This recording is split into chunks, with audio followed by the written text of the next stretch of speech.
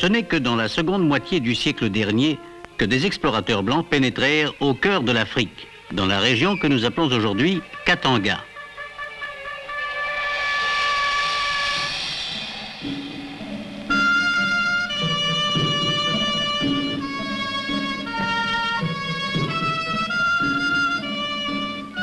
Pendant des générations, les trafiquants arabes, exploitant la cupidité des chefs, ont trouvé dans ces villages leur pitoyable marchandise humaine.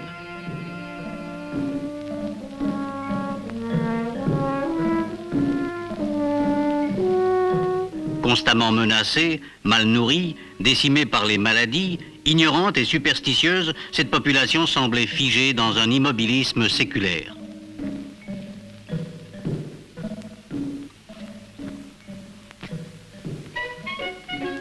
« 50 ans ont passé. Quelques hommes venus de la lointaine Europe ont vaincu des difficultés qui paraissaient insurmontables. Une puissante industrie s'est créée de toutes pièces en quelques années, appelant au travail des milliers d'indigènes et de Belges.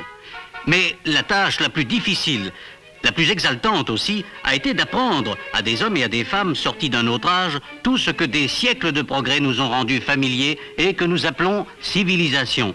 Cette tâche, l'industrie minière l'a entreprise.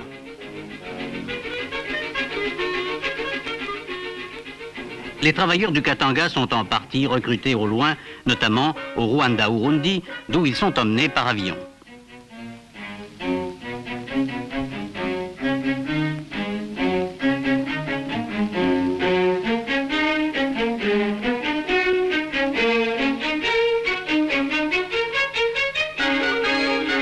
Avant de s'embarquer, ils ont reçu dans des chantiers d'apprentissage un début de formation professionnelle.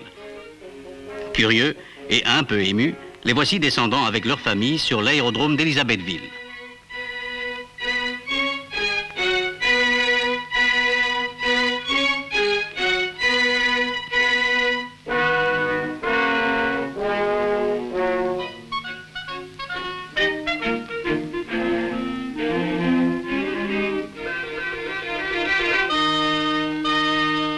Ils commenceront par séjourner dans un camp d'acclimatation avant d'entrer à l'usine ou à la mine.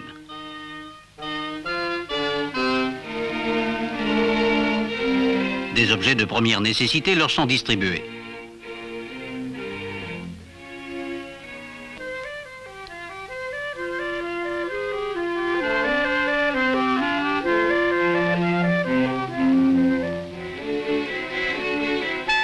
Chaque famille prend possession de son logement.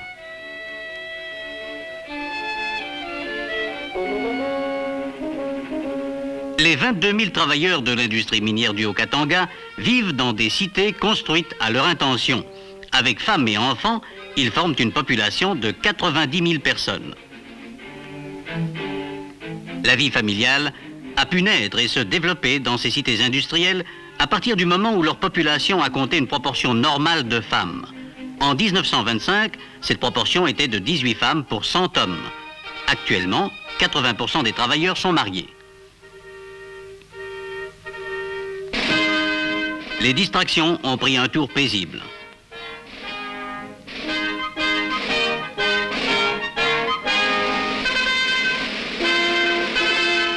Les dimanches d'Afrique ressemblent désormais aux dimanches d'Europe. Promenade. Réunion entre amis.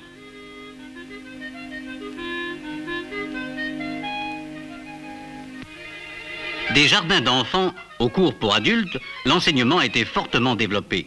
Il a aussi été adapté. On fait moins appel à la mémoire des élèves, on exerce davantage leur esprit. « 3 000 bambins fréquentent les jardins d'enfants. 15 000 garçons et filles suivent les cours de l'école primaire.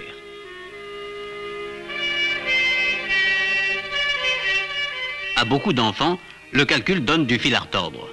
On lui a réservé une part prépondérante, mais sous une forme aussi concrète que possible.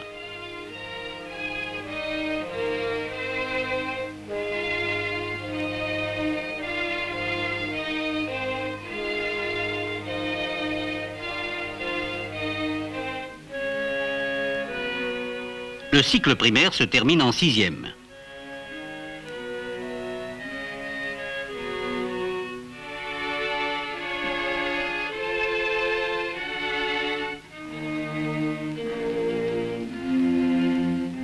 Après l'école primaire, les enfants ont accès à une école pré-professionnelle. Ils y apprennent l'ajustage, le moulage, la menuiserie, l'électricité. Voici le cours d'ajustage.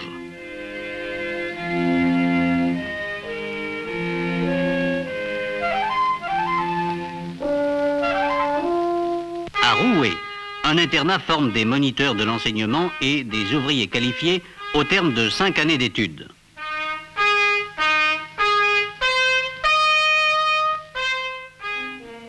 Les sports occupent dans l'horaire une place de choix.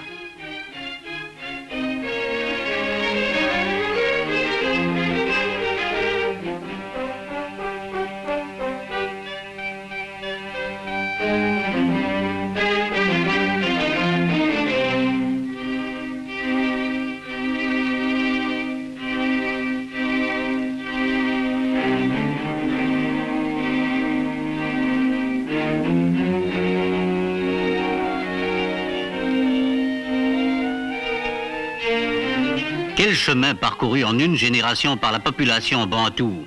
L'effort d'éducation a réussi à éveiller le sens du raisonnement, à susciter la curiosité intellectuelle.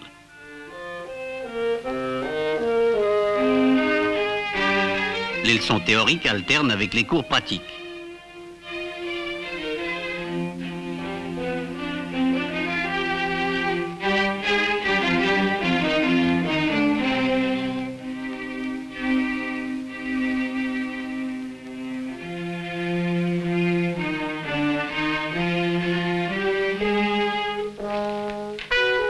Les adultes à qui la formation générale a manqué ont à leur disposition des écoles du soir.